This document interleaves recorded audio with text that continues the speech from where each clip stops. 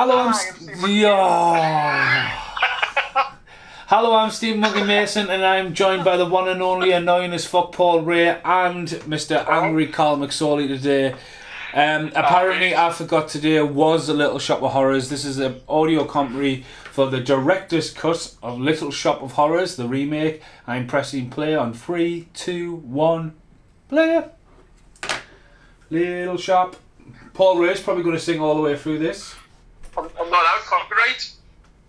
Yeah, that's it. You get demonetized, won't you? So I don't monetize them anyway. The match established, though, Paul Ray, are you actually Seymour? Seymour Butts. So, yes, Little Shop of Horrors. I first seen this in a class of music lesson. Instead of music lesson, we did musicals instead. And since I watched it on, that's all we ever did was just watch musicals. And then I fell in love with it straight away. Came home and rented it like every day. I absolutely love this so much. Well, for me, it's VHS, and I've got to say, it was probably, I mean, given the fact that he is a major part, like, he does, like, have the background in a major part of this film, but it was like Frank Oz, I think, was the thing that made me think, oh, hold on a minute, I know that name, so I've seen a lot of stuff before, and I think I picked it up because it's got a great comical front cover as well, so kind of that's probably drawn us to it. But it's really weird with the you talk about the artwork, because the original artwork of them all getting zapped into the plant and all that's so iconic for the 80s, and Blu-ray it's still available in two. It's weird because this is released as like obviously Rick Moranis deadpanning Holding Audrey 2, then the cast cut out above it, even for throwing John Candy on the front cover. But it's still available under Warner Brothers release and under HMV's own releasing, which is quite weird when they do that, because normally, I mean, another one that does that is Clockwork Orange. Normally the HMV ones are exclusive, and Little Shop of Horrors was a big score for that. And it's technically a British film, isn't it? It's all filmed in Pinewood, isn't it? Yeah. Also looks amazing on Blu-ray, by the way. Go back to like the director's Paul. Oh, you've done to me, your mic. Paul's gone down. Hello. Oh, that's better. Yeah, you're right now. Hello. Going back to the director's cut, this was only available a few years ago in its entirety. The only way you could get it was a recalled DVD in 1999. It was only available in 24 hours in America because David Geffen had the outtakes and one of us threw it on a DVD and it didn't write to it, so it was recalled in 24 hours. And at the time, it was £200 to buy the DVD at the time because it was that rare. But since the director's came out, it's went down to maybe 20 quid now. Like, but I scored that DVD for like £4.82 years ago on eBay. It's the one. It still was one of my treasured possessions. But obviously, like, it's still one of my favourite films. Like, and obviously, that's the reason why. Because obviously, in the musical, Audrey 2 takes over the world. And then obviously the critics they did a screening and no one liked it because obviously Seymour and Audrey died, so they had to go back and refilm an alternative ending. That's what's so shocking about when I've seen this, because you for years had been telling me about it and I'd never seen it, and like you watch it and it's like a total different spin on the whole movie, and it's like it's not like a cheap 5-minute ending where you like you don't know what happens. It's fucking big budget. Yeah. Sorry for the model, mate. I worked in Little Shop of Horrors, and you've never seen your work since for 20 odd years, 30 odd years. So it's always been around. It's always been on YouTube, really bad work print edition. But Frank Oz again, Yoda. Frank Oz he's got his finger in lots of pies. Frank Oz, hasn't he? No, like he was in Blues Brothers. What about Bob also? Miss Piggy, Fuzzy Bear. So yeah, some really classic. But obviously, when the cast did this, the cast like the cast, and then like we've seen over there, Carl, they didn't realise they went, "Oh, Rick Moranis would be awesome," but they didn't know he could sing. So it's a good job he could actually sing, and he's a really good singer. And but yeah, he also had a few albums out a few years ago, like a Cowboy like a comedy cowboy album out years ago, Rick Moranis, when he was retired. He's just such a I think it doesn't matter what he does. He's just such a likable person. It's one of those things where you often think to yourself, like, oh, you know, Hollywood, you know, don't always expect them to be as they are on the film, because, you know, but you just know for some reason that he's just a really genuinely nice guy, and I think it works well in his acting because, you know, whereas, you know, this is a great stand-up film, but to be honest with you, Seymour is my favourite part. Yeah. And again, I think it's Rick Moranis' first film. He's actually, like, on the main cast, like a main player in the film. Yeah, he would have been like a... Was he... Rick Moranis, was he SNL? He wasn't, was he? He was, yes, I think he was, yeah. He was? Oh, right. That's when he worked with, like, Bill Murray for a little bit and stuff, but I'm sure he was, like... Ellen Green, she still does this part to this day. I mean... Right. Oh, I've seen... I saw an interview, it was about maybe 4 or 5 years ago, maybe. She's still... Like I say, because her voice is quite distinguished, but yeah. You know what she was in though, don't you? X-Files. Yep. And poetry too. Put ourselves. I forgot what those girls are called, Crystal, Alice, and something like that. But it's really good. I'm looking at that at the moment because, to be honest with you, so the 3 singers, right? It's interesting because so. Ronette, so you got Crystal, Ronette, Chiffon. Now, Chiffon, I didn't realise straight away she's the one with the tartan skirt on now. I hadn't realised, I hadn't put 2 and 2 together. I used to watch a series called My Wife and Kids, which was Damon Wayans, I believe it was. And I knew her for years, and I'd never sort of put 2 and 2 together that she was obviously in this. But then the other girl as well, Crystal, so Tachia Arnold, she's had a good run. So Chiffon and Tachia both had a good run, but the other one, not at all really. She's done a couple of musics and a couple of side deals, but nothing. I love the music to this film. So great. I love Downtown. I was writing it out just to shit and giggles, but like obviously anyone who knows where I work, Beamish Museum, it's an old-fashioned town, and I've literally imagined exactly how it would be if we ever did like a Skid Row. Just a song, because obviously you've got like the similar outlook, and you could really play off on everything. And it's just like, if I had the opportunity, I would definitely do like a music video in Beamish, but with this song. Danny John Jules is in this bit, isn't he? He is. Yeah. It's is it this bit? No, it's a bit where about where he gets a plant.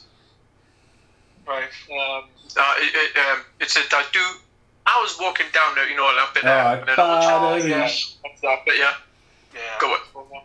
It's been well since I've seen this film, like, but the sets are I only watched it about maybe a year ago. Just obviously, it's like one of those things I could just watch over and over.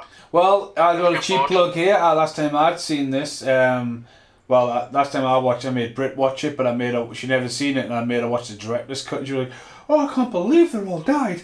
But before that was when we did Fast Forward Reviews, which Paul Ray features in as the voice singing.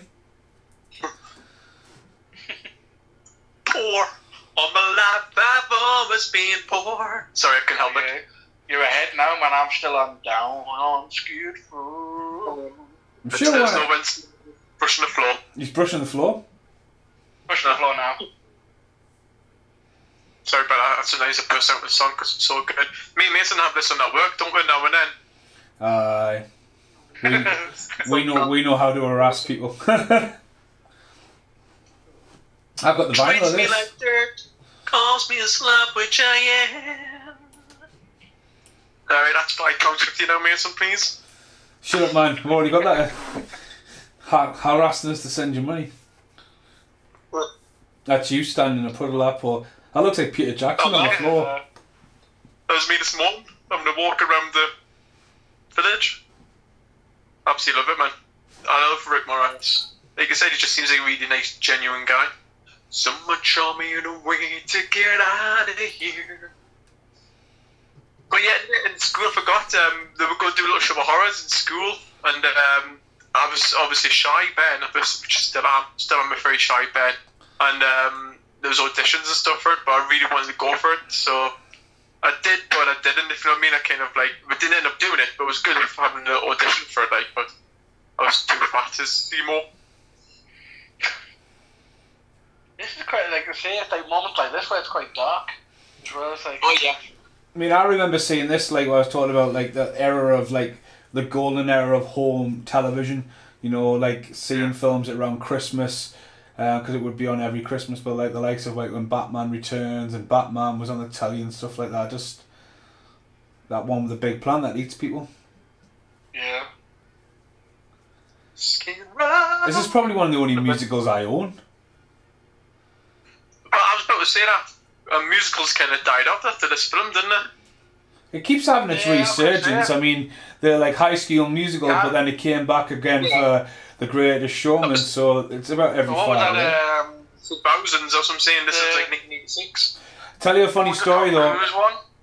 Oh, Rock of Ages. Rock of Ages, that was awful.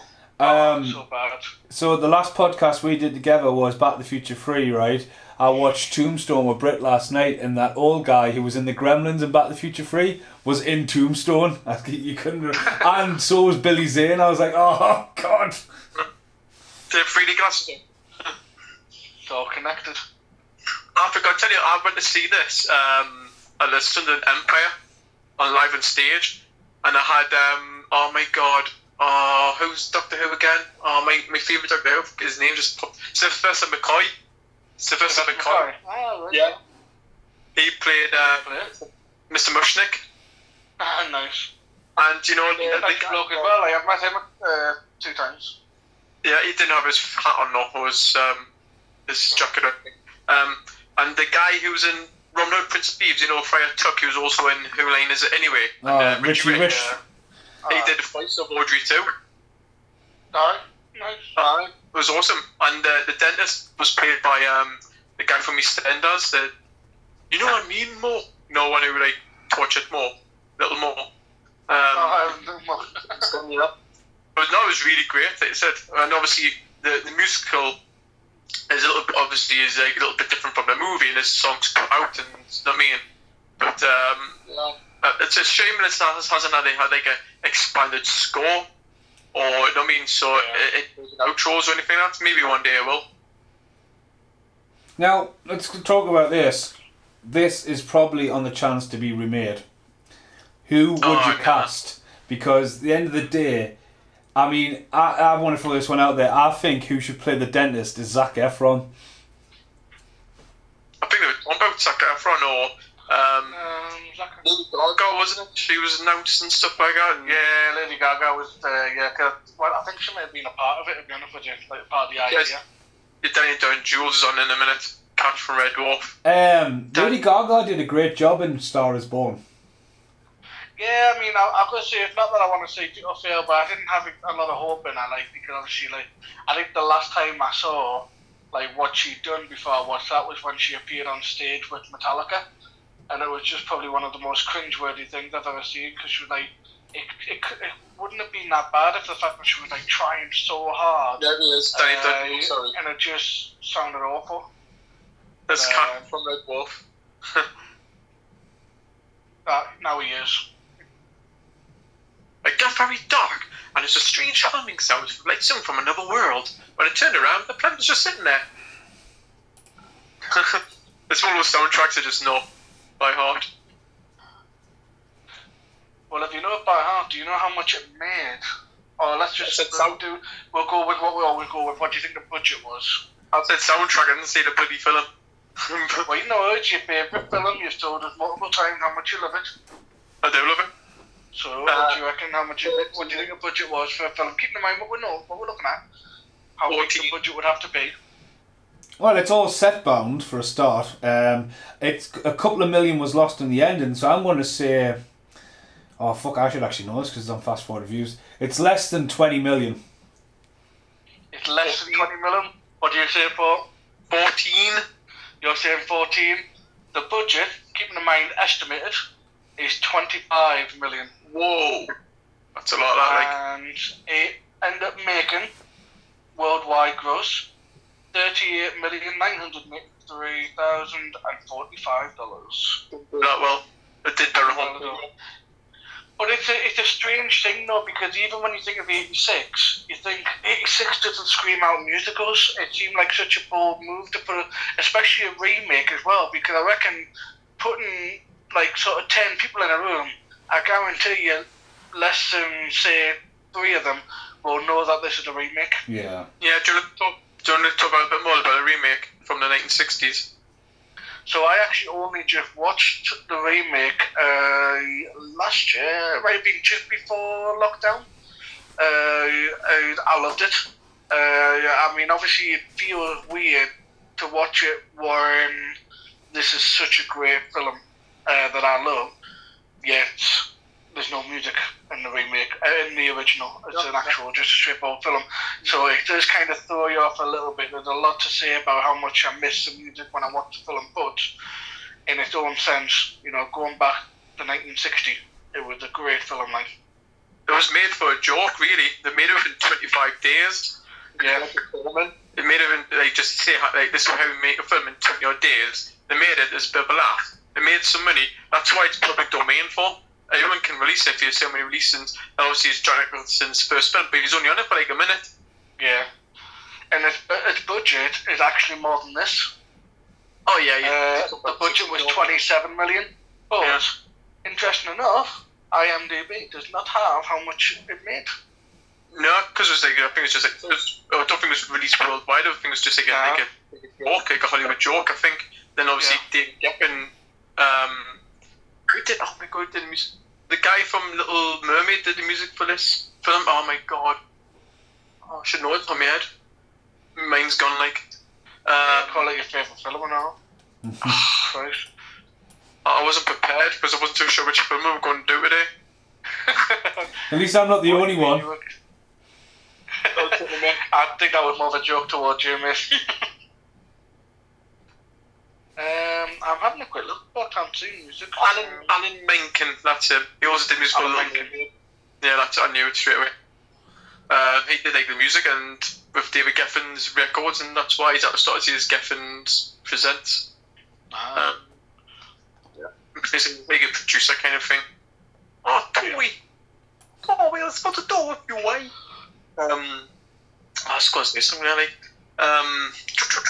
Oh yeah, because you had those. Because I got those thingy cards a few years ago, didn't I, Mason? Those 25-year-old cards that made you sick. Like again, the replica of the plant, they could release that. People would buy that. I mean, that's good, but like Mason, do you not think that the ones at the Huracan, they were pretty good, like? Oh, they were, right. And the guy, it's the same guy who did the. It's the same guy who did the graboid and the plant pot, aye. That's right, aye.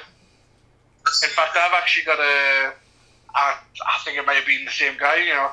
It's a little booklet that I bought off him, and it was basically like, I have no idea if it's canon, we'll say, but it's literally like the, what's the word I'm looking for? It's the timeline of when the first spotted, plant was found, and it would like go back to like 1911 and stuff like that, and it goes all the way through history, like all these different times it popped up. It's just a little cool booklet. I think that cost like £2 or something. Quite fun. I think they said the pop vinyls. I love these pop vinyls. Like, Paul, your volume's gone off a little bit again, mate. I said I love you. I said I love the pop vinyls of these. These are my favourite. So expensive now, aren't they? Yeah. I was going to say, I think Audrey 2, I was looking at it the other week, because there's a chase for Audrey 2, isn't there? There's one where it's like blood all over his mouth, and then there's just another one.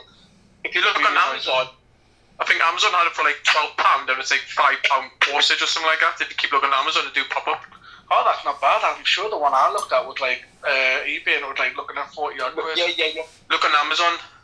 Yeah. That's what I got my original chase one for like 15 quid. Okay, so I didn't even realise. I thought you literally bought chases. Like, I suppose you do in a way. But I remember when I ordered my Joker from Zavi, and I I didn't even see it on the website. So when it turned up, it's got like the proper kind of melted face.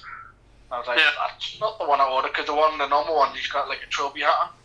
Whereas the one I got, like, it was a painting hat, and I thought, that's fucking mint. How would that work out? And then it turned out it was just like one of those random things. You just get one in the box, yeah. It's like one in the box. Matt Davies was over here for the lockdown happened, and he was like, fucking hell, you've got the Fight Club ones, like, because I've got the 2 Fight Club ones, I'm an eye. And he went, my mate bought 8 off Zavi, because obviously you guaranteed to get a chase if you, like, in theory, to get one. I think it took 8 times to get the chase one of them. Like, fucking hell. I'm not that bad.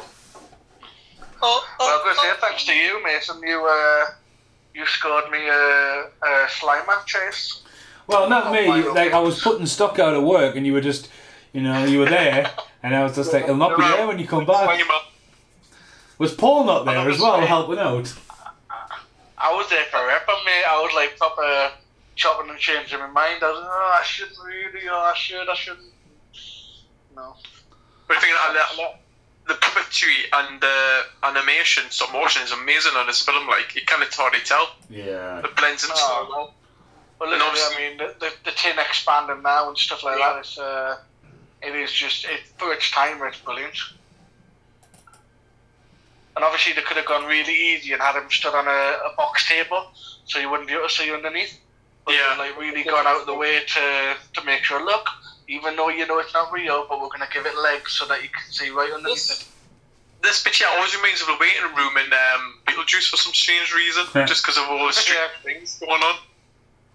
Right? You got a little person on the tab. That's him from Roger Rabbit. That's got to be the same actor. Why? Because he's little? Right? No, someone find out if that's the same. No, because Roger Rabbit was made at Pinewood Studios the same time. So someone please find out that's the guy. I'm on IMDb. 8? I don't know, what he'll be under. He's just going to be man in the waiting room, isn't he? Oh yeah, but I don't know if that will be... I always thought Michael Jackson started off the plasters on the fingers, but it was actually Seymour Krelborn who did it. That's meant. Can you guys remember the French-Canadian cartoon Little Shop of Horrors used to be on Channel 4? No. I know of it, I never watched it. Well, there's good old JC. Call him.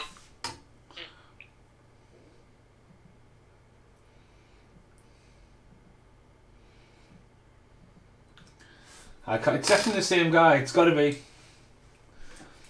If it is, I don't think we'll cast him.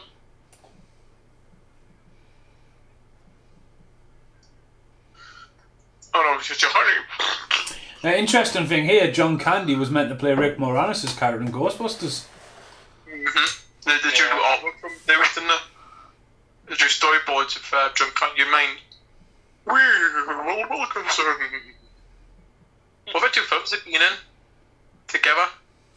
Oh yeah. It was Brewster's Million. He's only in it for like a minute. Like Rick Moranis is still on it. It's kind of one of those days, like when your mate was around, wasn't it? Say, "Oh, come and call by tomorrow. We'll stick you in a film." Yeah. There's so many good cameos, and obviously you got Bill Murray later on, haven't you? Yeah. Bill Murray's always like the wild card in this. Like when I first saw him in it, I was like, he seemed like enjoying doing bigger things. Not that this is small, but I feel like with Bill Murray, like 86, he was starting doing a lot. Oh, absolutely. Like, you didn't think that was a kid though. Friends, yeah. More just do favours on there. Then obviously you got Steve Martin, I always get Steve Martin's in this. Like, he's awesome as a dentist. Yeah. Oh, I mean, it's one of those roles where if you told it about it beforehand, I would have been like, really? But then he's one of those actors who just throws himself into it. Still tells really well to this day. Like, I do put a few through the till at work. Talk about that to the customer's going, oh man. No luck with the little man, no? No, well, it's difficult because it's definitely not going to be under there. I've got I think they're under customers. I'll get you laptop. I'll have a look. But it's not a massive cast if you think about it, though. It's got to be the same guy. See, I think if he is, he's going to be uncredited. That's the thing. So I'm just trying to look through, like, because a lot of them don't have pictures. We're looking for qualifiers, are we? Yeah. No, not Derek Lyons.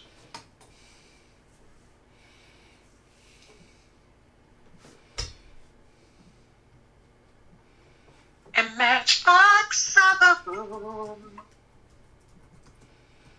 Well, I didn't realise the original guy played the same film, but was also in this film. As an extra. From original. I never knew that. Huh? No, he's an extra.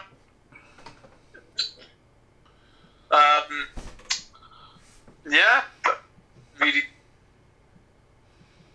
I still find it interesting, like, that they went with because obviously, given the fact that the first one was purely marketed as a joke, like you said, and it is very much a kind of borderline black comedy, you know, but they really went for it in this one in terms of, like, going with the whole, like, Audrey being, like, you know, emotionally abused. Oh, she's a victim of domestic violence, actually. It's like, it's such a... Because, like, if you look at it now, I don't know if you noticed, like, but, like, she does change throughout the film, so now that she's happy, they've actually, like, I would say not put more makeup on her, but they've dressed her well, whereas in the shop earlier, yes, she had the black eye, but you could, like, it almost looked like she was so skinny, like, as if she wasn't well. And I thought it was interesting that I don't know if they've done that deliberately, or whether it's just the way she portrays herself. But I feel like she does kind of represent the mood that she's in. I like a 1950s look on it, like the house and stuff like that. And a 12-inch screen. I didn't realise Dick Miller was in this. Is he? When's Dick Miller in Little Shop of Horrors? Isn't that because he's in the director's cut? It's Dick Miller. I can't remember him being in Little Shop of Horrors. It's on the cast on here. I'll keep an eye out. Are you looking for the small man as well? Well, I'll be careful what I type on my phone.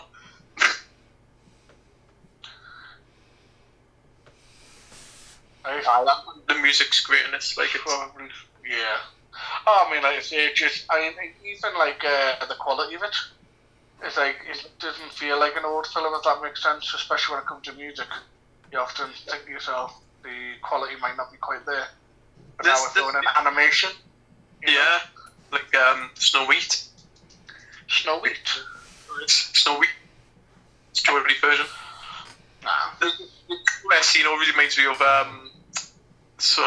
Edward Scissorhands, just thinking about the setup of it, kind of thing, the 1950s kind of. Yeah. It's kind of like freaky, like everything's too neat, everything's perfect, you know.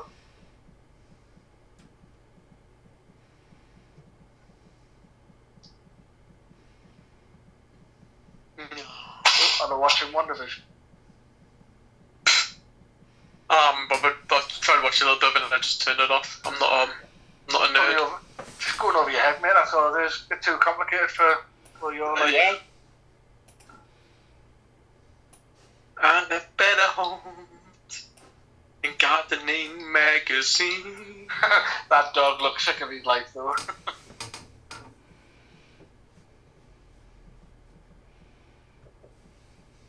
It's amazing, like she's like still does this, well, to this day kind of thing. She's still doing the stage show, like? What? She's still doing the stage show? Sometimes, yeah, but they changed the stage show, you know, like they did with Rocky Horror. Well, I had like a drag queen, but not a drag queen, but it was like a transgender person being Rocky, not Rocky Horror, being Dr. Frankenfurter. They did the same thing with two was like not a plant. It's weird that they changed it around for 2020 or 2019. They've walked it, they've changed it up. I was like an outdoor bit and I had it. It was weird. Doesn't seem like something I'd be super on board with, but... Well, for the record, I'm just going to say it's the same actor. It's the same little man from Roger Rabbit, even though he's not credited. hold on a minute. Can we just get this straight? So the level of Stephen Monkey Mason research is that if you can't find the answer, you just do not declare yourself as right. Well, I'm just putting it out there. It's an interesting approach, but fair enough. He was about the Gremlins, man, and the Back to the Future, man. Yes. Well, I mean, I'm gonna say I should say that it's happened a couple of times now, and you turn out to be right. Right, hang on. Roger Rabbit, right, in this were the same year, right, made, right? It's shot in Pinewood Studios. The little guy appears in both films. It's not like, you know what I mean? It's not like, ooh. Wasn't he 86 year Raji? Huh? Well, it's not like you're talking about a bloody program with bloody gophers. This one at least sounds a bit more plausible. Fucking gophers are real to me.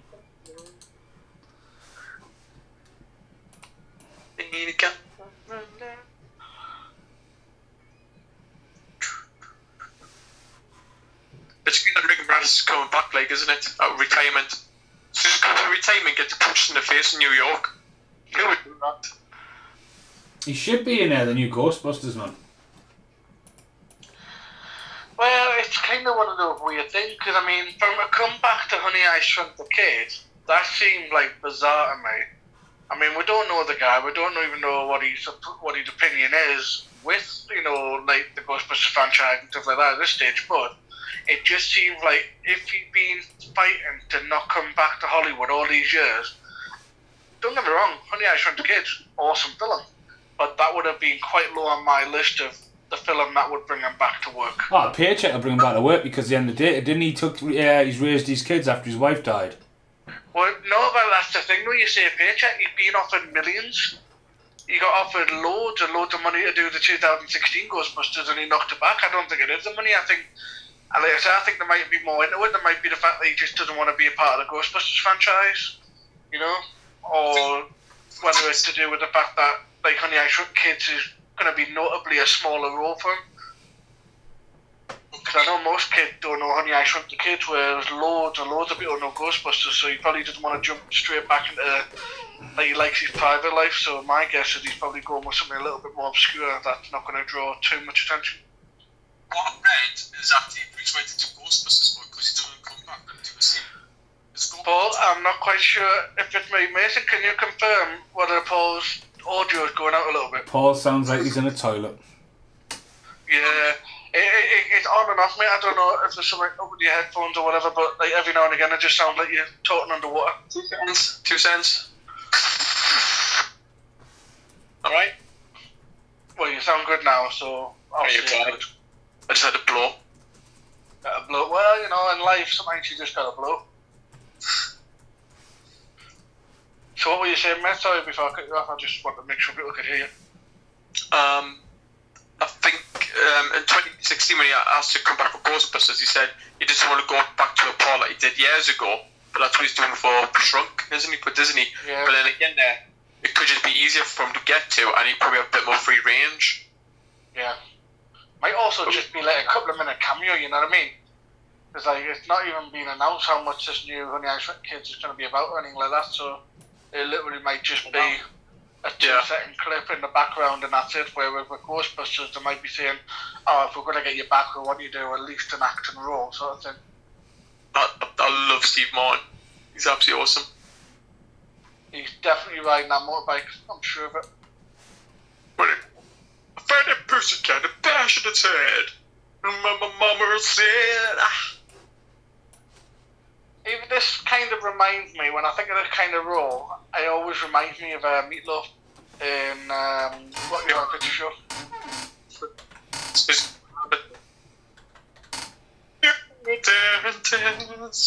Didn't I have trouble with that bike originally? I'm sure it kept on going too far. That one scene there when he let go and jump off. Yeah, I think it keeps falling over. Something quite funny. I think it's on the outtakes or deleted scenes or something. Some be a dentist, you'll be a success. Just his face, man, all the mouth work. The bit where he punches the nurse in the face is the best. Do dentistry at work. Honestly, this bit where he comes and he punches a woman, it's fucking brilliant. Yeah. Yeah, shut up. Open wide, here I come. I love that. That's such a great POV, isn't it, in the mouth? Yeah. You know what I mean? The camera. Should probably try and get a little bit of a history into your laughing gas. Doesn't actually make you laugh, folks. Just to... Shut up. Yeah, it's all about it. Shut up, man.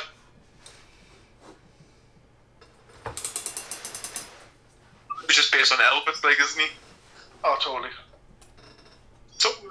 Somewhere heaven above me, I know that my mama's proud of me. Oh, mama.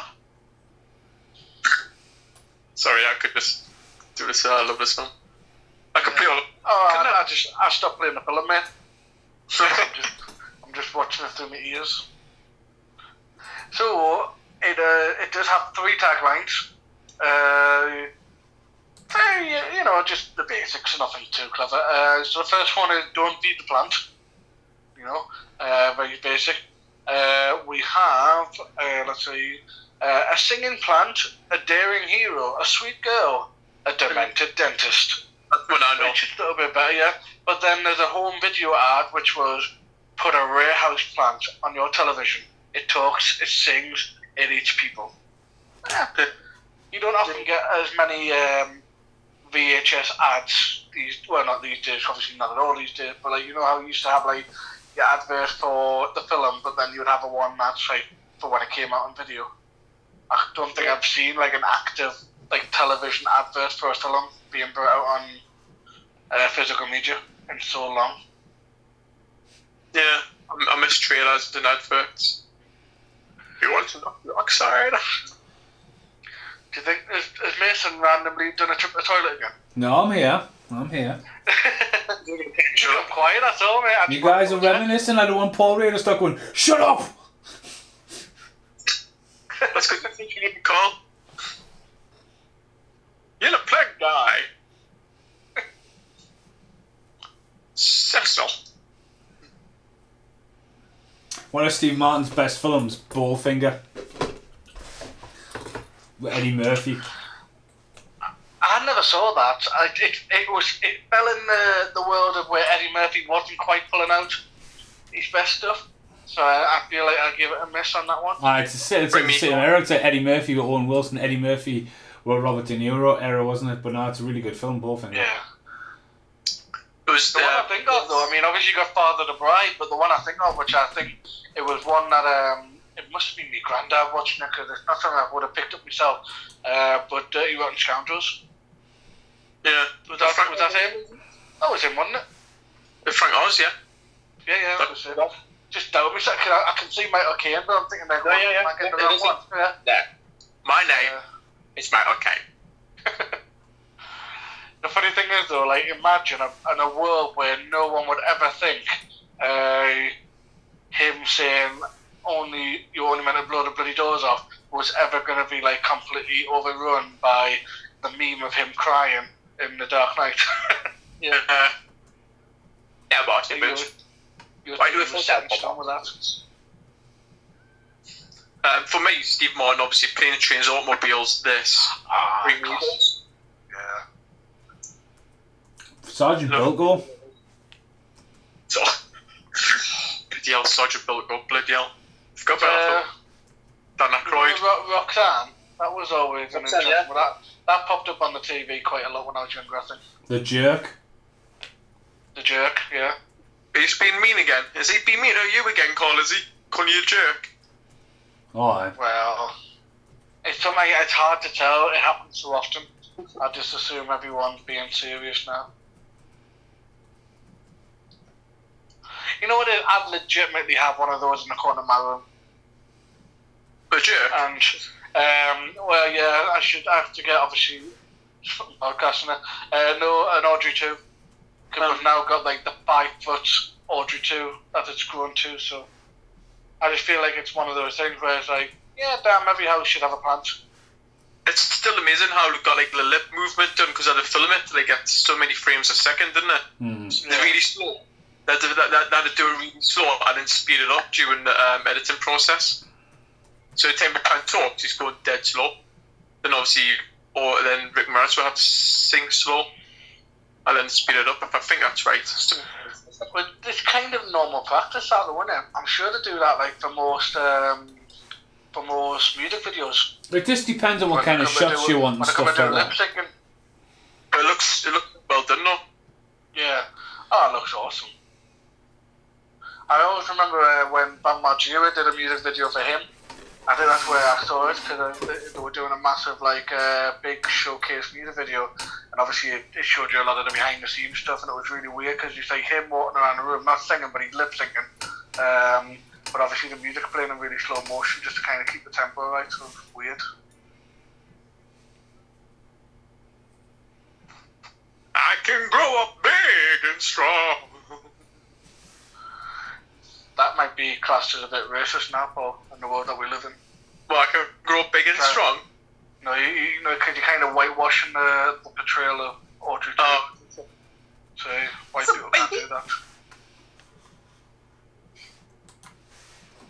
Doesn't look at that to you, boy. If I can talk and can move, who would say I can do anything you want? Is that better? Yeah. So Levi Shrubs is the voice of Audrey too, isn't it? Is yeah. Ah, yeah.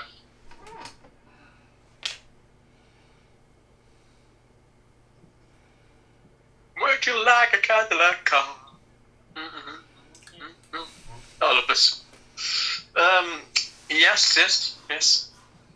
I said I think a remake would be alright, but it wouldn't be as good as. The thing is, for a remake, it would actually get people interested in the original one again. Yeah, I think it'll be one of those things where it's like, it's all well and good. I tell you who'll play the remake. It probably would be one of those kind of. It'll be Josh. What's he called? Josh, what do you call him? Reunited apart. Josh.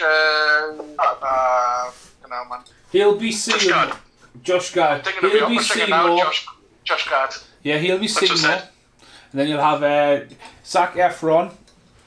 Then chuck loads of money at Rick Moranis to play Mr. Smucks. Mr. Who? No, I can't have a Mr. Smucks like. No, not Mr. Smucks. I think you could probably have him as I don't think you would do this. I was going to say you could have him do Bill Murray's role, but only if he was doing a Seymour style, which would be like really terrified.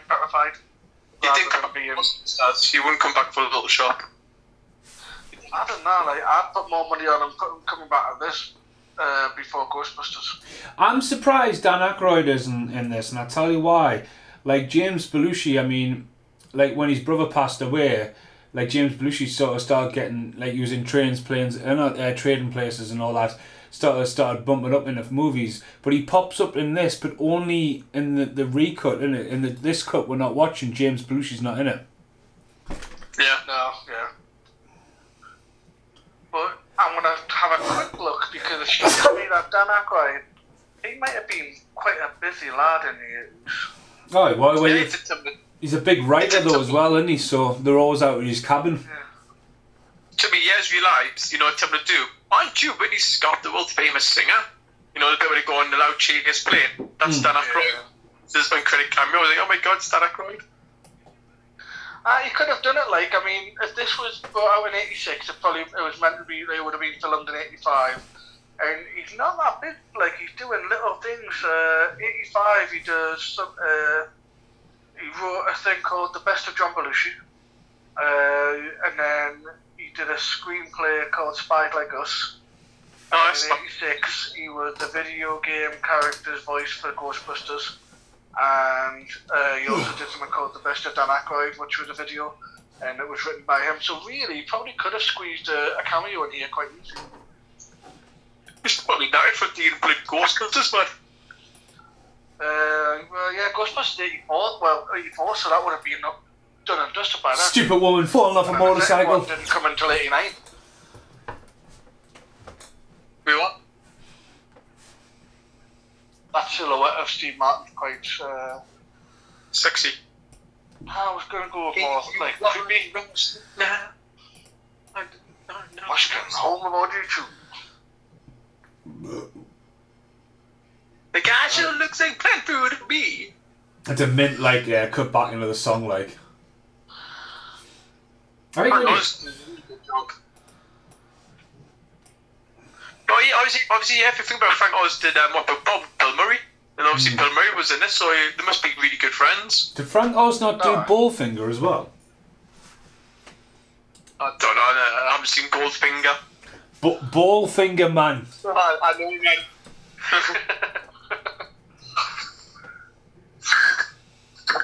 Big crowd tonight. Bill Murray has always looked old. Who? Bill Murray. He's always looked old. I was going to say, you look at him from like, now he's obviously ancient, but... Aye, Frank Oz directed Ballfinger. Aye. That nurse has been in a lot of different stuff, hasn't she? Oh, that last that's apparently Jim Henson's daughter. Oh, yeah. Hi, everybody. Hi. There's also like she's auditioned for Saw, the movie, by the looks of it. Who's next? Does have appointment? It's such a weird character, though, this, like, even for the whole film. I know the film bizarre, but like, it seems like I don't understand where the writing process went with this one. Right, now we're going to have a scene where we've got a completely demented person who loves to be tortured. Aye, but this is when you were cast, like, back in the day, right? Bill Murray's going to do it. Bill Murray's going to be in the scene, and you let him improv a lot. And, like, that's what they do, yeah, you know what I mean? It's only film I know Bill Murray and Steve Martin in together, if I think about it. Like, share screen time. Yeah. I love it. Obviously, it's just definitely improv. This, like, it's just like written from really, wasn't it? Pretty much. Oh, yeah, you're in the UK. Do you want to pop down here and share a little shop of horrors? Yeah, fine. Yeah, here's a little small role for you. Well, sometimes as well, you would catch people on like press tours and stuff. Then you would find out that the last press tour would be in London, and it's all about scheduling. But again, it's all about agencies, and like sometimes people forget that all these might have the same casting agent or the like agent. Or the, like a big agent publishing house or agent knows agents. It's all about how you can do it. Obviously, these tools were in Batman, weren't they? 1989's Batman, where the Joker's getting all his work done on him. Them tools are in the film. Oh, that's the same one, is it? Man? Yep. I'll mention again when we do the 1989 Batman pod. Well, I can't see a list of films particularly, but apparently Bill Murray and Steve Martin used to love doing SNL sketches together. Yeah, they're big good friends. You guys ever see that video footage of me when they left us for 20 minutes before my operation on my face and just left us in the fucking dental place on my own off my fucking tits, and I was just touching loads of stuff and getting myself stuck in places. Did you record it? Aye. I remember a long stretch of videos where you, I mean, obviously no offense, but your face was out of whack a little bit, but I don't remember that video. You shouldn't be cheeky to it, should he? You get another whack in his thing. Gives. Is that you being clever there, cheeky? Because you had big cheeky feet. Yep. Yeah. No, thanks. Look at Ashtray. You don't even see ashtrays these days, do you? Good old Ashtray. On a bus as well. Get your old cigarette stubber. Oh, they're just picking up people's heads on the buses these days. Buses these days. You're gate head, so you know, I mean, you're a bit. I'm gate around the edges.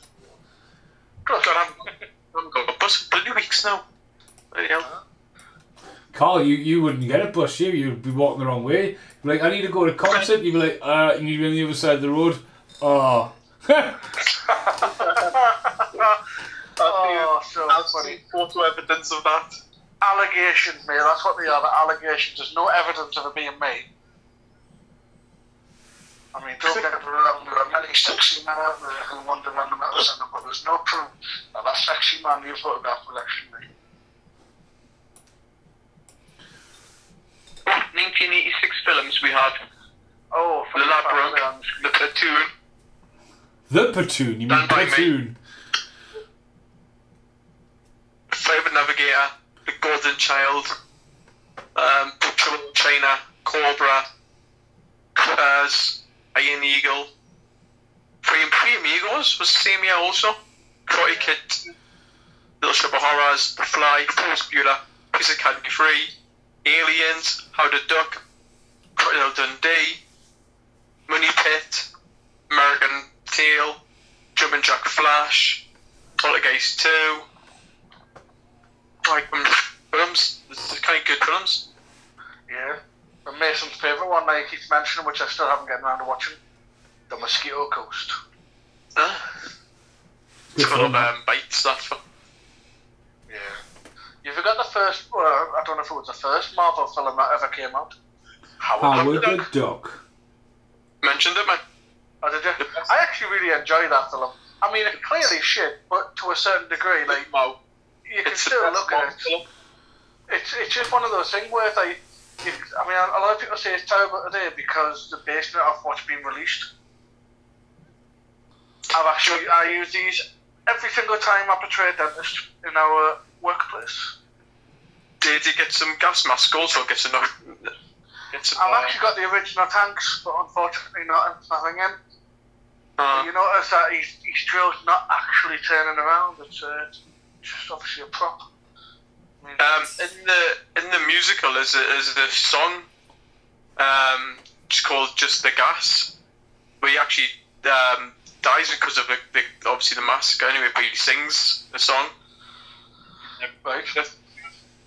Yeah, well, I mean, obviously, to get a little bit historical, but like it was notorious that most like the dentists and that were always constantly high because the thing is they didn't realise. I mean, not the way obviously they're really heavily portraying hate just like it, but they didn't realise that a lot of the seals weren't really that good. So there was always a constant flow going in the room, but it was just so small that you would never notice it. So they used to say like dentists. That's what this is taking the piss out of really. They used to say that like most dentists were like a bit mental and they were a little bit crazy, mostly because they were high. That would be a kind of good cosplay, like if someone was to make something.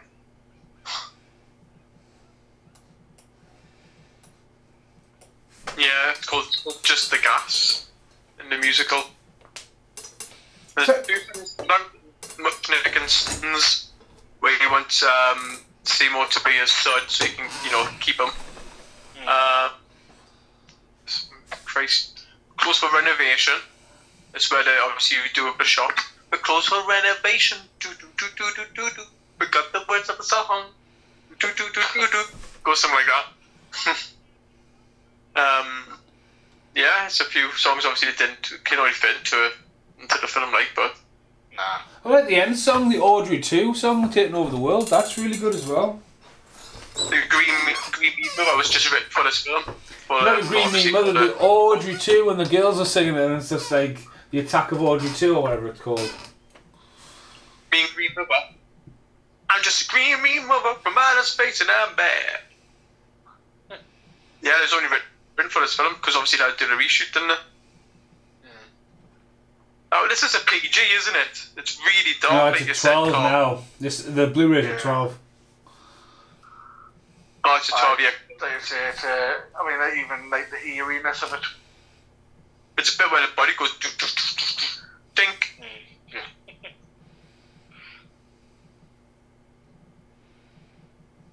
You got the saxophone playing in the background. Now, it's an interesting thing there that apparently Eddie Murphy was considered as the voice of Audrey 2. Eddie Murphy would have been. That would have worked quite well. You'd be like, hee, I've come to eat you. Yeah. Shut the fuck up. Shut up. Shut the fucking door, man. I want to fucking eat you. It'll be like that. Be like that.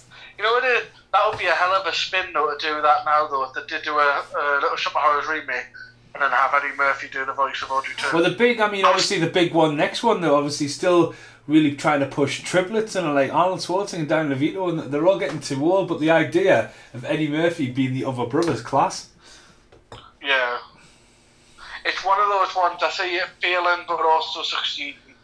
It's like we're living in an age now where, like you said, though, these actors are getting a bit old, and what they're doing now is it's almost, the way I say it would succeed is because I feel like as long as they portray it to be making fun of themselves or they're just having fun with it, it's much more forgivable. But if you were to try and do that but make it into a serious film, that's where it becomes a little bit more cringeworthy. So I would definitely, if they were willing to, like I say, go all out and take the piss out of themselves, I think it would work really well.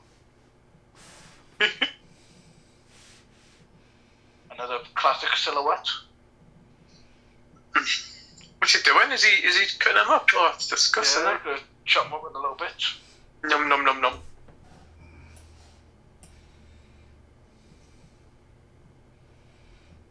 I love silhouette shots like that. It's class. He always reminds me, and he's not the guy who's in Bedknobs and Broomsticks. Oh yeah, I know what you mean. In Mary Poppins also. I could have seen, if you think of like the remakes, it's stuck in my head now. John Goodman could do a good role as the owner. Mr. Mushnick. Yeah, I think I could see John Goodman playing that role quite well. No, it's 2021, man. It'll be a female manager. There'll be, you know, that lass who's big hyped at the moment. She's in The Witches in Ma. Her. There'll be Mrs. Mushnick. Oh yeah.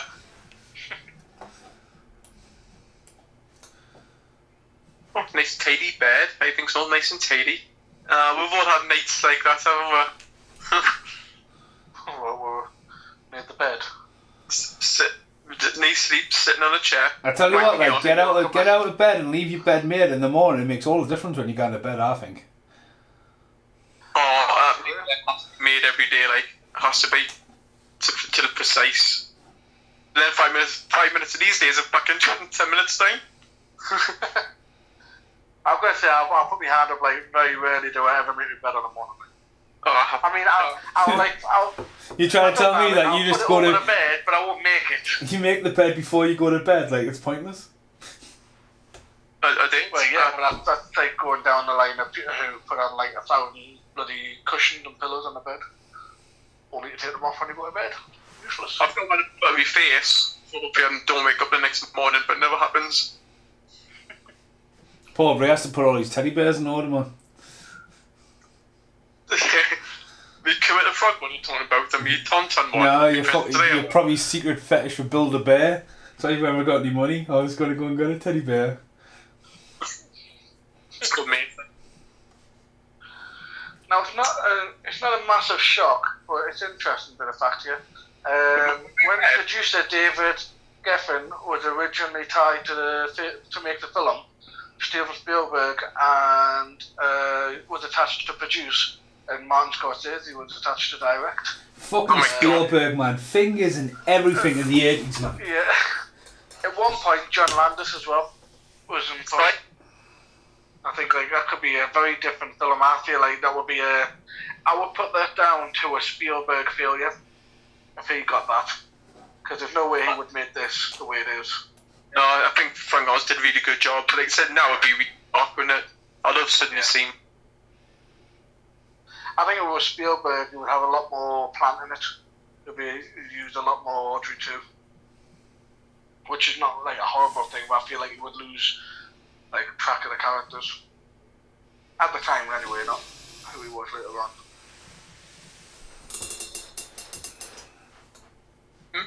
Someone make a cuppa. I wish. I've got like 5% of a cup. I nearly fell off my chair before, man. Like this new chair, like reaching back, and it just started tilting forward and backwards. I was like, whoa, but I stopped doing that. Jesus. So right, your beard saved you. Me beard. Yeah, it fell like a spring. Do you think if you brushed it up, Mason, you'd almost get a comb over? Not yet. If I hold it up, it comes up to me, just to my eyebrows. No. And you find like food and sweets and. I wash it every night and every morning. I know you did, mate. Look, I'm enjoying it. Like today, right? I was walking in all that snow and all that, and my face wasn't cold. I'm enjoying feeling the wind in my hair for the very first time in decades. Did some people throw some money at you when you were tying your shoelaces or something? Yeah, it's all a nice order, my beard. Thank you very much. It is. You do a lovely job of it. I'm just jealous. Now we're on to Suddenly Seymour, which is my favourite song in the film. It's just the way it's filmed. Obviously the song itself, and these two perform it really well. Don't have when she just belts it out. You know what I mean, when she really goes for it. Into it, yeah. If this was made in the 2000s, it would have been Jason Biggs as Seymour. Yeah. I wonder, like Les Mis, when it's sung live on top of like the recording. I wonder if they would do it these days like that, or just mime it like they're doing now. Well, you'll burn your voice. What did you go and watch? That was it Jurassic Park? Where you watched the film, but all the music was done in live. No, it was that was with the orchestra. It was Nightmare Before Christmas when they just sang the song bits. They didn't do the rest. Danny Elfman and Catherine O'Hara and all that. Right. Yeah, because it's obviously like in Les Mis that they sang on top of like live recordings, didn't it? So it was actually live when they're singing. But then obviously Great Woman and Surveyor is all pre-recorded, isn't it? Well, that's it. I mean, at the end of the day with musicals, you've got the freedom to make it completely like, eye candy, especially in film, and like the stages, and like this is done perfectly because it's all set bound. You know what I mean? And it completely works. You know what I mean? Yeah. But like you talk about camera angles, obscurities, and just the bit before when they're all like put the plant in the window and people start coming from the door. You can do that with a musical because it's pacing up to the next song. Because like when people go to see a musical, they want to like, I would say a musical film needs 6 songs, free and free, maybe 7. They've got to be catchy and they've got to, they've got to be lovely set pieces. But even there, just in the background, because it's a musical, you can have the singers in the background supporting. And like this film, it doesn't feel out of place. It flows really well. It's part of the film, and that's like it doesn't feel like they're stopping to have a music. That's just part of the scene. It's like a natural, yeah. It's visually, it's visually class. You know what I mean?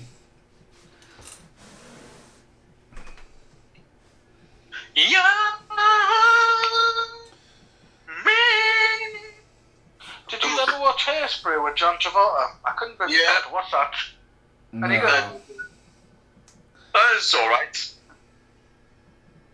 That's another remake though, but again, that's got Zac Efron in, and John Travolta is like dressed up and all that, but John Travolta like just seemed to do anything after he had his resurgence. So Hawkins, isn't it? Tell you one what was really good, and I didn't realise it was. It classes as a musical. It's borderline. Is Dreamgirls? Eddie Murphy's amazing in that. Right. I've heard of it, but I've never sat and watched it. The one with Beyonce in it. Yeah. I do love a good old musical. I think they say Greatest Showman was probably this generation's Dirty Dancing. But then again, Dirty Dancing's not a musical. You know what I mean? People think it is, but it's not. No. But it's just been made into a musical. You know what I mean? Like The Bodyguard wasn't a musical, but you think it is, but it's not enough to be made into a musical. Loads of films get made in musicals now, like Rocky. They did that musical a few years ago. Yeah, I forgot about that. Jesus. Yeah, Back to the Future the musical. They've just done that, haven't they? Crazy. But then again, stuff like Hamilton's did really well, and then Disney's went, right, we'll have that. Disney Plus now. Yeah, they did that really well, though, I think, because obviously the idea of Hamilton, when you watch it, it's actually footage from probably about 4 or 5 different shows, but you would never know that. You only know that because people will actually tell you. So to sync that together to make it all look like it's from the same stage show, it's just amazing. I've never paid the money just because I think it's an amazing stage show, but people were paying 10 grand for a ticket. That's stupid, aren't they? Crazy. But the other thing didn't work is obviously Cats. That absolutely flopped last year, didn't it? It was getting so much hate online, and it was just literally, it was up there. I think it was New Year's Day. That's my New Year's Day tradition. I always go to the cinema. I've always got 2 or 3 new films for New Year's Day. That was on, and I just sat there and I thought, I shouldn't watch this. I shouldn't go and see it because, obviously, given my past and everything, it was technically free. But I thought, it's just going to be awful. And literally every minute through that film, I was sitting there going, this is just awful. It's just so badly done. You have to see it to believe it, don't you? This is what I wanted, yeah. I kind of wanted that because I feel like a lot of people were just shitting on it because they'd heard it was bad. And I've always had this kind of... It's one of those things where I don't recall ever walking out of a cinema either. I always feel like if I'm going to shit on something, I'm going to sit and watch it from start to begin, finish to end, and just give it a full, like, kind of critique. And I sat there all the way through, and I thought I could have walked out about 4 or 5 times. Yeah. Watch that. I've seen it once, and that was bad enough, but then again, I can't remember much of it. You know what I mean? It was that hard. Yeah. I mean, don't get me wrong, like, Jennifer Hudson did a good job with the song. But that's basically what it was showcasing. That day, Brit offered you a lift home, didn't you? And you were like, no. And then you messaged Brit to say, I wish I got that lift now. And even Brit is a massive Taylor Swift fan, and she's not even watched it because you were that traumatised over that fucking movie. Yeah. It's got its kind of its pros and cons though, because the weird thing about it is, right, obviously it's been very heavily criticised, but it's kind of like with Taylor Swift and all right, there's no denying that she's a pretty fit lass.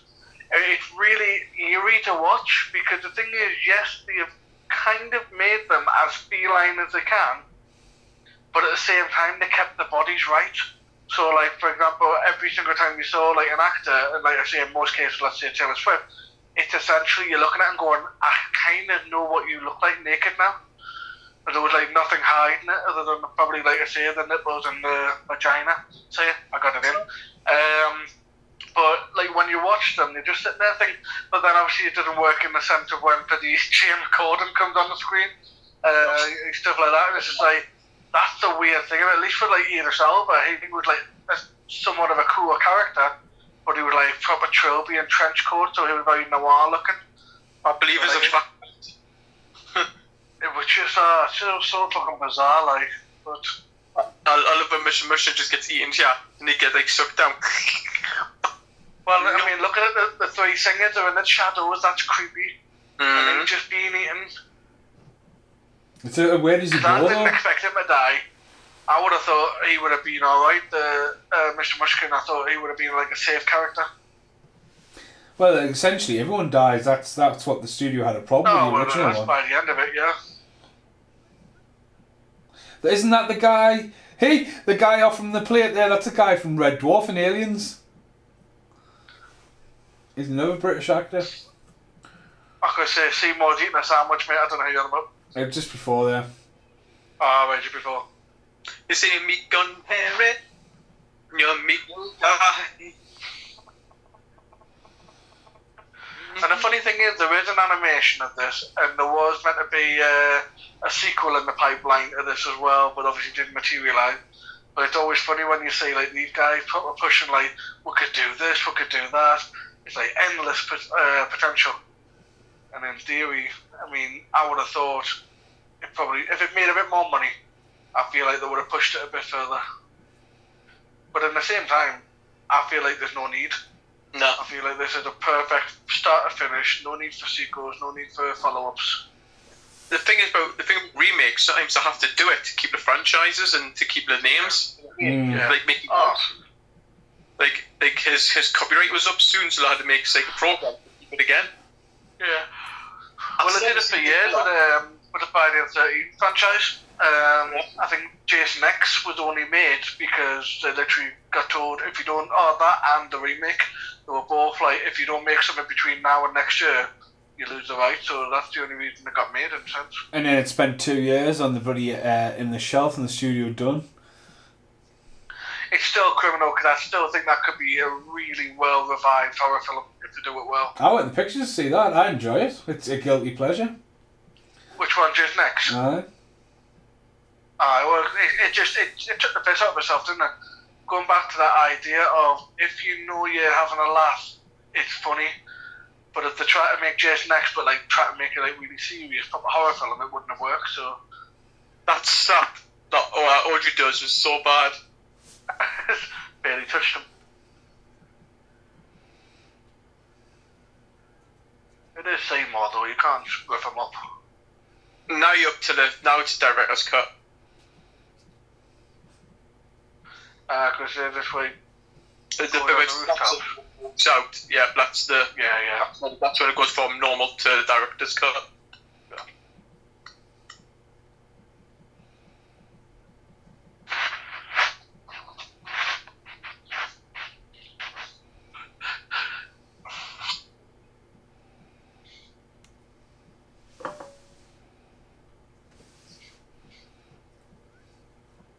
I remember this from the original. It's when it goes on the roof. That's when it's the new director's cut. Yeah. It's like a lead up to it, isn't it? There's a little bit extra dialogue. I'm sure it is. Yeah. Just like Pee Wee Herman. Timo! Right there, go. It's a bit of a wild one, right? But going back to the remake, would you cast someone like, say, Miles Teller as Seymour? Who? Miles Teller. I would cast The Rock. I don't know, 'cause I feel like he's on that list of actors who I feel like should be better than he is. And then you can't really blame the choices because, like, say, when you think of Whiplash with J.K. Simmons, like one of the best films I saw that year. And then he did a one with a boxer's biography, really good film, but he doesn't make any waves. Like you never seem to like make the dent that he needs to make. Nah, Josh Gradman, because he can sing. He's too old to be a Seymour though. Why? I don't know if you watch some of the live stuff like on YouTube. Seymour's like an old, overweight guy sometimes, like what I've seen. Yeah, you're right. It's not this bit yet. Sorry, man. I was getting me fingers crossed and all over the place. Sorry, my fault. It's been a while since I never just watched the normal version more than the director's cut because I'm so used to the normal version. The director's cut treat for me now and then. Yeah. I think, but the chat you had with Audrey in the alleyway, was that not like a deleted scene? That like not an alternative scene or something? I do feel like you were right. That was a scene that was like different to what we've seen in the past. I was just because I can't remember it, I don't think. But I'm going to do it's just a movie scene here because let's be honest with you, Seymour, I bet you that the back door of that building, you didn't need that to walk past them. But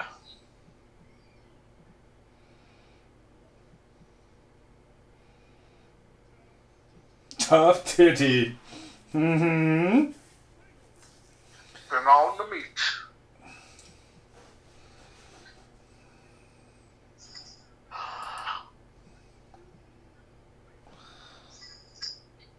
Tough titty. The plant looks amazing. Like I love the purple in the mouth. I'm gonna say the colour is really like well thought out. It's cartoony, but in a way that just kind of bounces off the screen, especially on the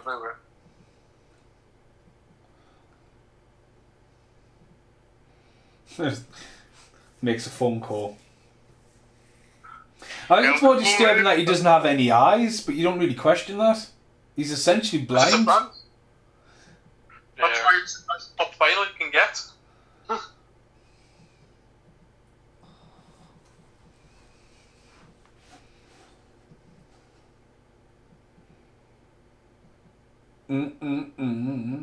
See, films like this, I think now, when they get a physical media release, I think they should come with a soundtrack. That's something that you do, like again. That's something that physical media could maybe do. Like they try to make all this money off getting the scores. Get the score with the film. Do you know what I mean? Yeah, definitely. Especially say stuff like this. Say for example, right? You could do this. You could have Ghostbusters, the Lost Boys. You could have like that. And the ones that have the classic soundtracks.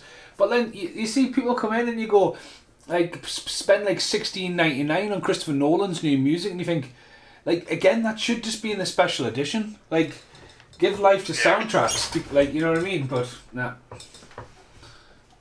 Everyone wants to see soundtracks. Those super duper like Upon a Time in Hollywood edition with the vinyl and stuff like that. It's a great film and a great soundtrack as well. Little lady, hello.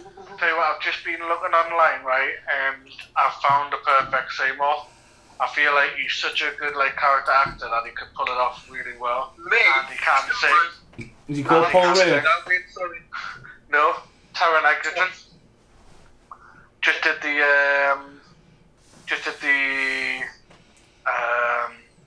why am I drawing a blank on his name? He was in Kingsman. What did he just do, man? Rocket Man? Oh yeah. Elton John. He would be ideal, but I'm looking online, right, and I've just seen an article on it, on basically who will be starred in the remake and stuff like that. And they've got Chris Evans as the dentist. That would be a weird choice. Yeah, Ginger Chris Evans from TFI Friday. Aye, that's the one, aye. Or from The Big Breakfast. He played Captain America. I must be watching the wrong version. No, that's the right one. He just buffed it up, but it was the CGI and everything. But then they've also got Scarlett Johansson playing Audrey, which I don't think would work. Oh, no, it's not. Let's see, that is not a bad cast because she's got an actual singing career as well. Lady Gaga. But Lady Gaga would be the obvious one. But the thing is, though, like, it's a rock and a hard place because I think a lot of people say Lady Gaga, yes, because she can sing and she can play the actress, but are you not going to shoehorn yourself into the fact that you're only really picking her because she looks a lot like this Audrey? Well, it's not that. It's like whoever the cast. People are going to watch it and go, well, are you trying to be the other one? Or you're trying to be your own thing? Well, whoever the cast, they're going to want to produce music and obviously it's just bonus if they make a good movie with a good soundtrack. It's just more income if you produce it like an album to go with a movie. You know what I mean? So they're going to want talent. Yeah, of course. Oh, absolutely. I mean, don't get me wrong. I'd give her the role because I feel like she would do it, but I do think that it definitely would lean towards the fact that she looks very similar. But then again, that shocked me as well. My dad didn't think Audrey was going to die. Yeah, I think the bit where it got in the alleyway, that's what's getting mixed up. That's what So because you think she'll survive, because obviously it's moving all over the place, so... Yeah, now it's a director's cut, because she's got blood on her dress. If you look at her dress, it's got blood on it. And she dies in his arms. And matchbox.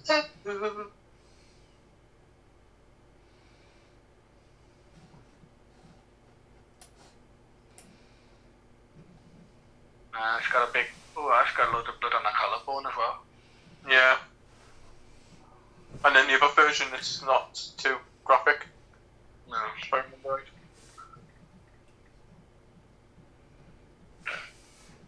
So just gives herself up, read it and shit. Live beside a plant and you live your dreams. What a beautiful woman. Just get on with your life, don't worry about me.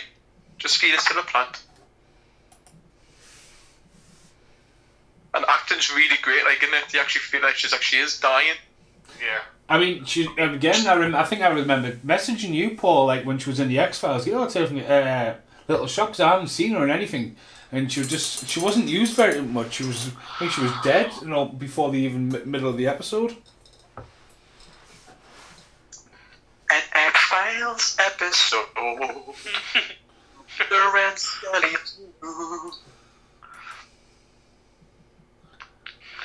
I think we'll eventually have to do like a one-off episode of X-Files. Well, we'll just have to do the movie. Never seen it. I'll go in and just, with new eyes. Well, because I haven't seen it either, so we could have like Mason take the reins and we'll just learn as we go along. And get told to shut up. Shut up. No, I'm the only person who gets told to shut up. That was me who told you to shut up, wasn't it? Yep. Just talking on a podcast, got told to shut up. Yep. The technical advice about the cameras in the Wild West and stuff, which I found really interesting. I don't even think I got it out, mate. To be honest with you, I think I mentioned the word photography and I got told to shut up. So it's like, I mean, it's really going to let that video down if you ask me. The views are just not going to turn up. I should just turn it off as soon as you mention that bit. It must be horrible, like you said, being like the actress, we did film this ending, but you're never going to see it. Yeah, I mean, this is a hell of a scene for her to be told that it's just been cut out. Yeah, and again, even the model maker. Yeah. Oh god, she's dead, and obviously you don't normally see like heroines die and the heroes die. And she's now dead. You're still a couple of scenes ahead. Like to be ahead of the curve. no, it is like I said, like this ending was on like the DVD. It was like black and white, as like a really bad print, and then obviously then it got recalled. Then obviously it's on this edition here, but it's in perfect quality. Like, see that's just such a thing. That though, those doors slowly open up and having him just sitting there eagerly waiting. With the music also a bit more heavy. Yeah, I've got it on mute. Oh. I can't do listen to you and them at the same time. Good job for subtitles. And the fact I've seen it so often. Yeah, it affects me hearing sometimes. Should I be 16 years, should you? Well. It's like South Park. But then again, oh yes, South Park was a musical, wasn't it? Aye. The movie, yeah. So was Team America, really. Yeah. Would you feed her though? I mean, I know she kind of said to, but like, I don't know, like, why would you? I mean, I suppose it's one way of getting rid of the body, like, but that's what she wanted, isn't it? And now, but your guy can't die. Doesn't matter what she wants. He's got to live with it. Poor Seymour, man. He's not coming back from this. I mean, Rick Moranis is crying and everything. Oh my god, these guys need to act like an Oscar for this, like. And just slowly going down the slide. I mean, he's out. That's it. Finished. Done. Yep.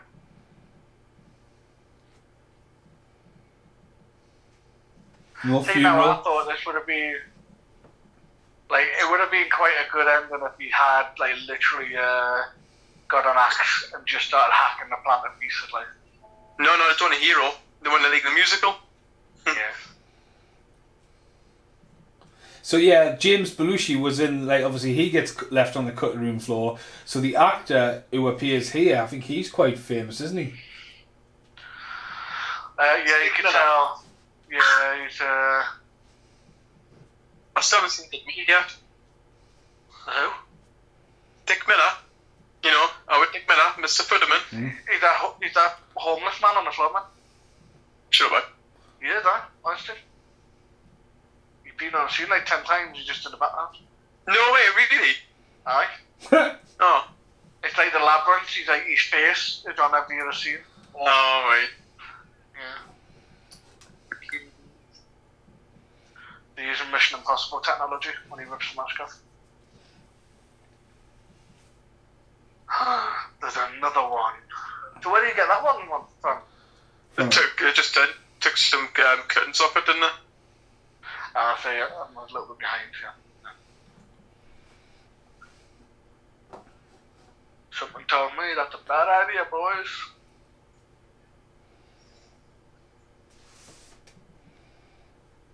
Bigger than hula hoops? Oh no, I missed that bit. You can imagine that actor going, yeah, I was in a Little Shop of Horrors. And then his thing gets cut out and no one's ever seen it for like 20 odd years. Oh yeah, you were in Little Shop of Horrors.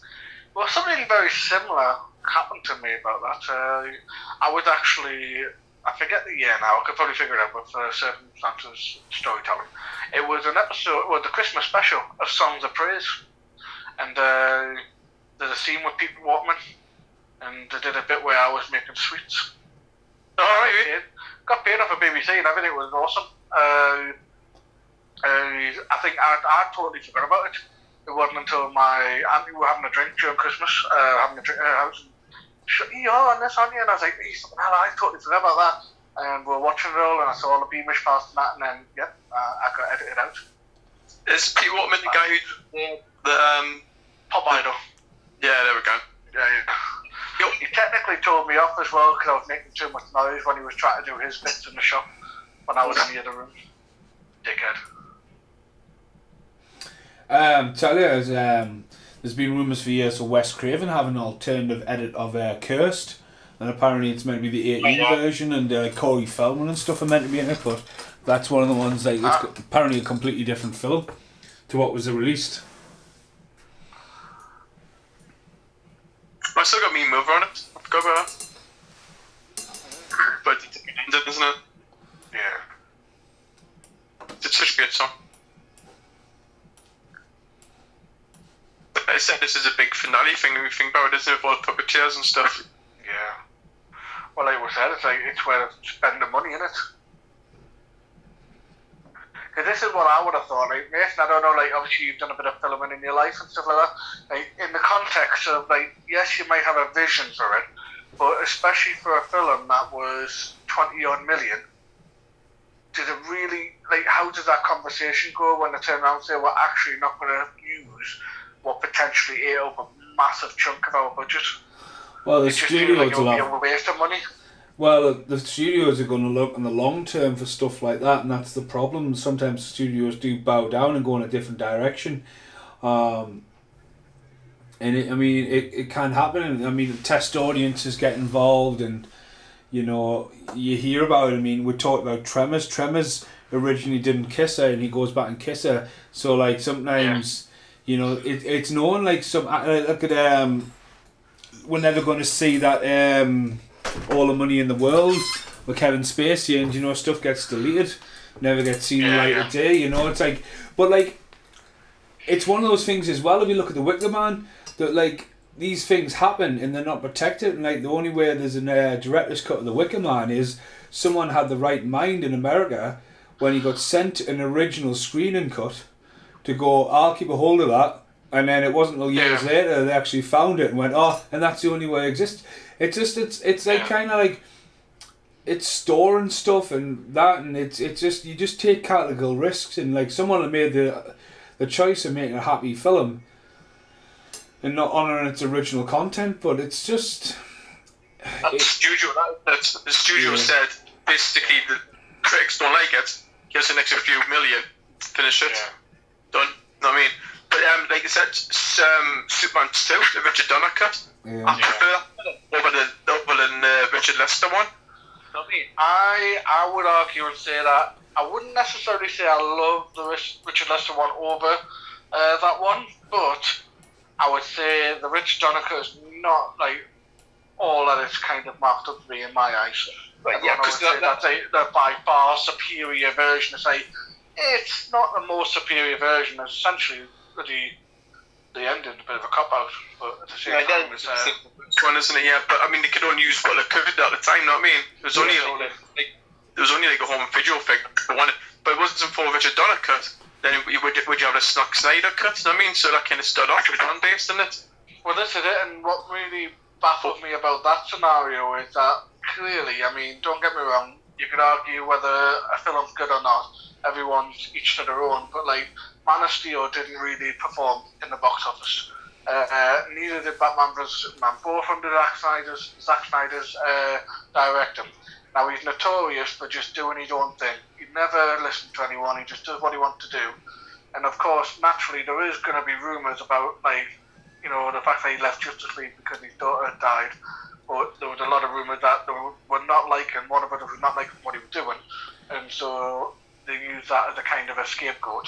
As soon as he leaves, they tell Josh Whedon, this is what we want. That's why I get a little bit annoyed when people say, the Whedon cut was shit. Yeah, it wasn't perfect film, but he just basically turned up and goes, right, what do you want? And did it. But the crazy thing is, they're giving him the Snyder cut, and he's also apparently on record to going on to different things with DC as well, with Warner Brothers. To say, it always makes me wonder what Warner Brothers really want, when he's clearly a hard person to work with in terms of like, this is what we want, and then he does something different. But then they keep hiring him, so they must like him enough. That's such a great set, law, isn't it? Falling down behind him. I love everything from him shooting the gun. This whole scene at the end is just brilliant. It's just taking it to a whole new level. Because in my mind's going, he's going to get an electrical cable and blow him up. Then it's like, nope. Listen, another film that differences with the puppet though, because he's nowhere near as purple in the mouth now than he was 2 scenes ago. So they've obviously gone and used a completely different puppet. And I wonder if that was because it's got the little baby one attached to it or whatever. Yeah. Right, this it's dead slow. He's got the purple lips underneath the gums there, but... I think it's more that, like, he can't put up a fight as well. I think that's what a lot of people have a problem with, because he is just killed by it, but... and they're talking about another one as well that had a completely different ending. First Blood, you know what I mean? Yeah, totally different film in it. Just to that ending, anyway. Oh my lord, Seymour's gone as well. I mean, just they're not holding back, are they? They just go them all. Which I feel like it really adds to the film. It's like, because most people will be sitting there going, "Wait a minute, the love story didn't have a happy ending."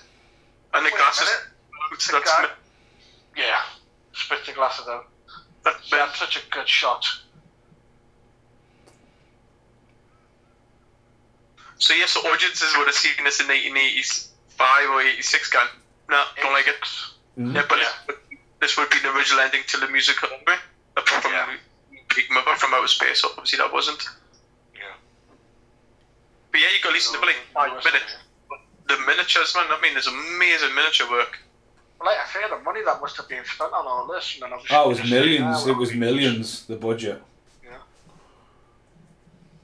Let's say if you didn't have this ending, so I'm assuming that 25 million that they put down as budget is this version. So like, I reckon you're probably looking at like, what, say 17 million if you didn't have. Well, no, maybe it's not 17. Maybe it's 19 million if you didn't have this ending. So yeah, probably. Potentially would have done a bit more. It would have probably been better received, but then obviously the audience got what they got, didn't they? So you have to remember that in the budget also have marketing also, you know what I mean? Yeah, with marketing. But then again, I mean, obviously you would have had the odd trailer, but for 1986, I wouldn't imagine it being like a huge amount of marketing. Can you imagine like being the person like just one of these extras going, "Oh yeah, I was definitely not sure about horrors." No, you weren't. Yeah, I wasn't. That's me. That's me. And then the question is, did the extras get to keep an Audrey too? Because I would have stole one of them like easy. That's one of those things on set you could have stuffed in your bag and no one ever noticed, and then it's floating around there somewhere, and someone will like pay millions for it. It's kind of like War of the Worlds, isn't it? With the radio and the video, like the War of the Worlds kind of thing. Really dislike that Tom Cruise film. I love the remake of the Worlds. I really enjoyed it. Probably when I pick up. I feel like it was what it was. I think to making it one movie blockbuster. Maybe if it picks someone other than Tom Cruise. I'm not a massive fan of Tom Cruise, to be fair. No. I went to the pictures again. I went, oh my god, it's such a really good special effect.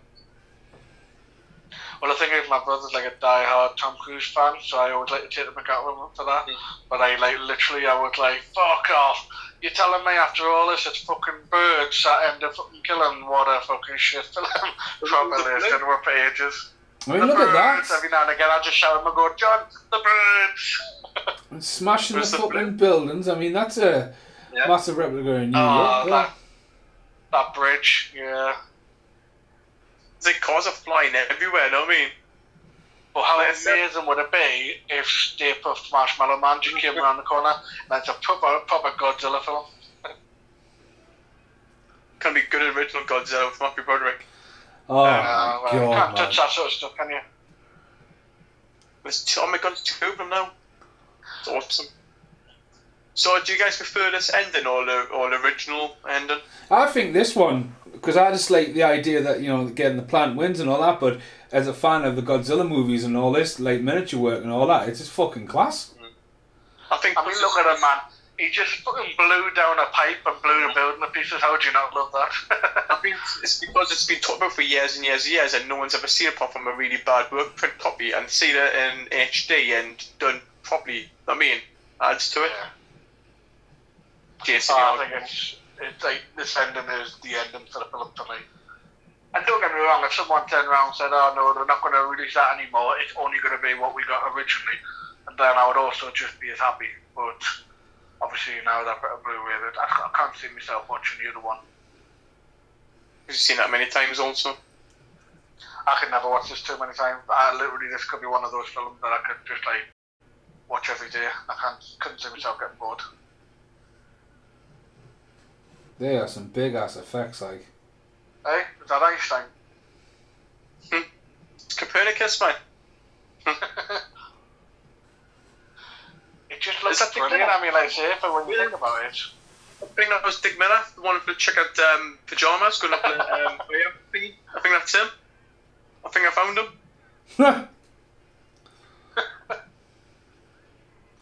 Well, what's it say he is on IMDb? Dick Miller. Or what does it say his character? Dick Miller. It just says Dick Miller. Really? Yeah, that's what I'm saying.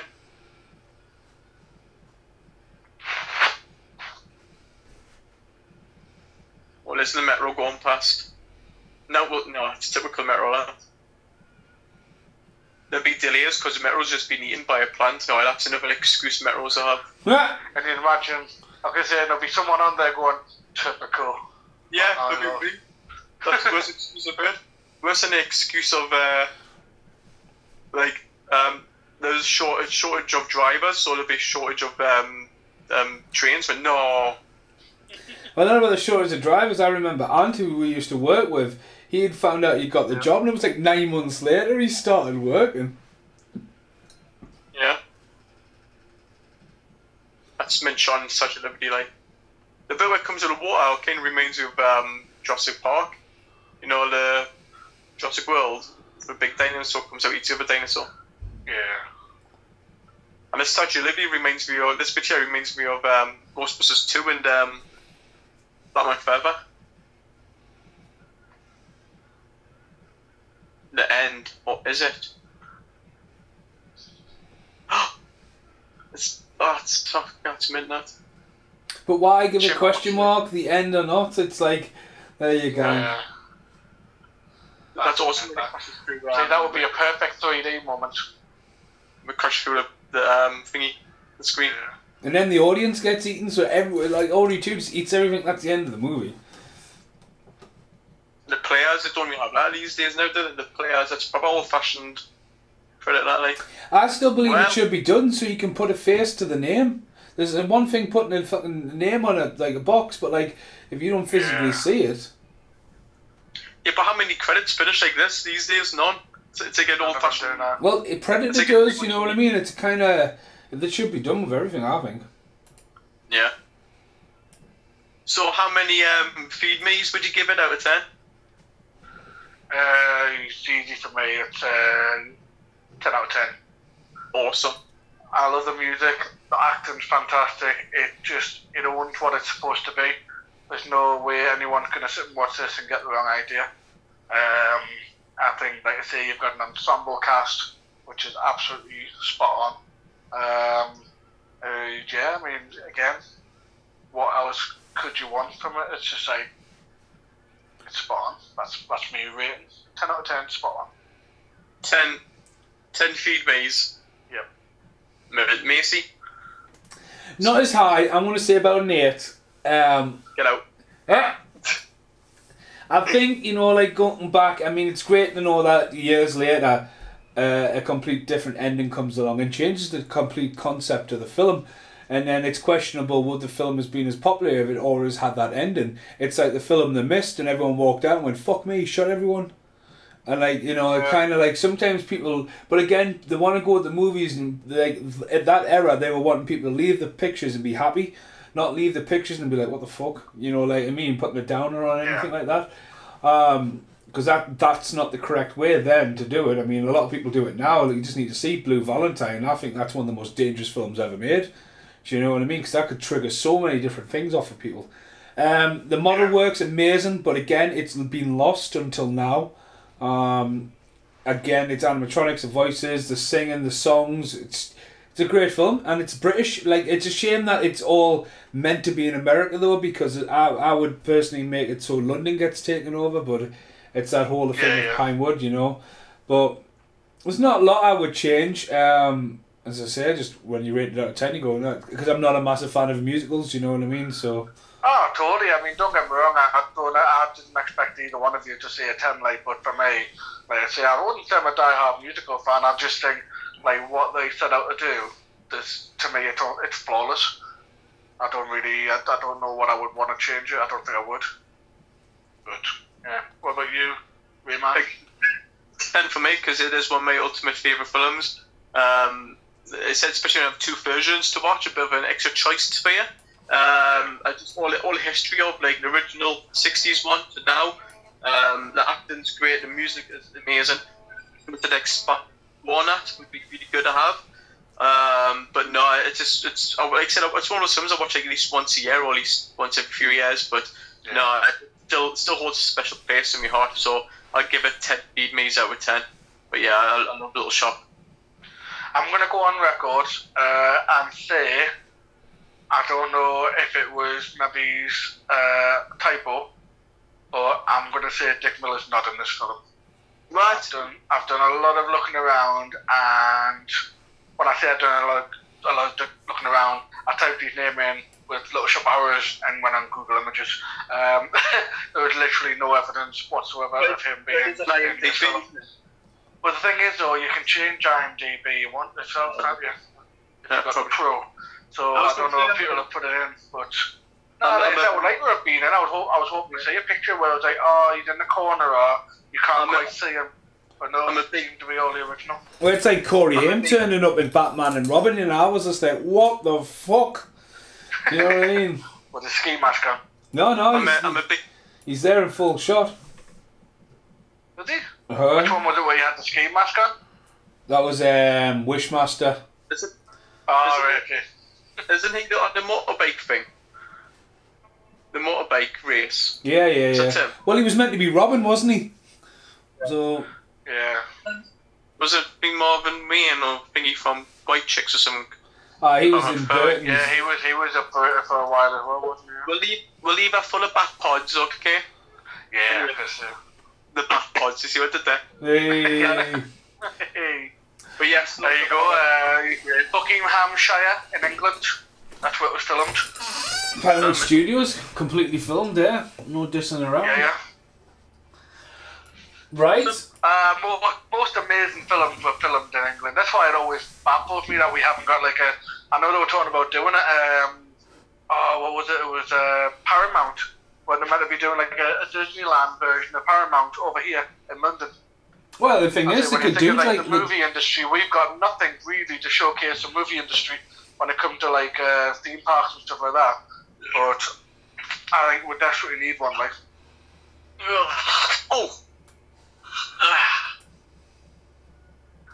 Right, well, this has been the podcast for Little Shop of Horrors, the director's cut, Paul Ray's favourite film of all time. But it was funny enough, it was Carl's choice to do that. Yep. So I'm not sure. An only choice, so I just wanted to make it worthwhile. Well, did we decide what film we were going to watch today? I couldn't remember. I don't know. Probably it's blurry now. Sometimes it's one way or the other with this podcast. Sometimes. Hey, well, I don't even know what the next podcast is. Well, if a certain person's available, they're not going to be Bats. Well, that depends. It will be Batman, but at some point, that'll be next week. We've obviously got one due before then, so. Yeah, but you don't say that because you don't know when it's going to be put out, though, miss. It could be tomorrow. The magic of internet. So yeah, we'll have a think. But for now, I've been Stephen Monkey Mason along with Paul Ray and Carl McSorley for Little Shop of Horrors, the director's cut. Thanks for listening. Goodbye for now. Ciao. Bye.